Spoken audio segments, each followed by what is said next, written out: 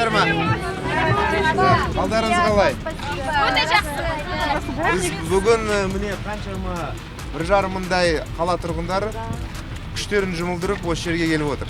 Қоғамдық бақылау жүйесін күшейтпесе, онсыз болмайды. Вот здесь вот впереди дома яма.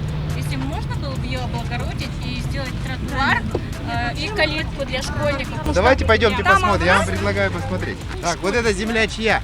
Это частная. Частная собственности. Мы не можем сейчас воздвинуть здесь детскую площадку. Выясните, чья земля, пригласите этого собственника земли. В общем, задача вместе с жителями здесь подумать план благоустройства этого двора. Вот я поручение даю, летом я приеду проверить. Организовали такой субботник, 1500 человек. Это тоже как бы не просто. Огромное спасибо, что посодействовали нам в этом. Мы постараемся в дальнейшем как бы соблюдать.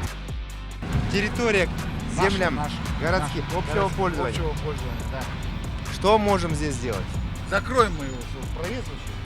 Вот хотим убраться, потом блоками выставить бетонными. Эти машины, которые на пятачке, которые оказывают услуги, да? Да, Надо на контроль взять тогда. Посмотрите через космоснимки еще, где у нас такие точки есть. Бұл жерде енді ана жол келді. Асфальтты төсеткіздік, соны бақылауға келдік. Ризамыз. Су бар, асфальт қалды. Жарық бар ма, жарық? Бар. Бар, да? Бұрын бұл жерде асфальт болған ба? Үй салды. Жоқ, бұрын болған жоқ, да? Жоқ болған. Тамаша салды. Айбат.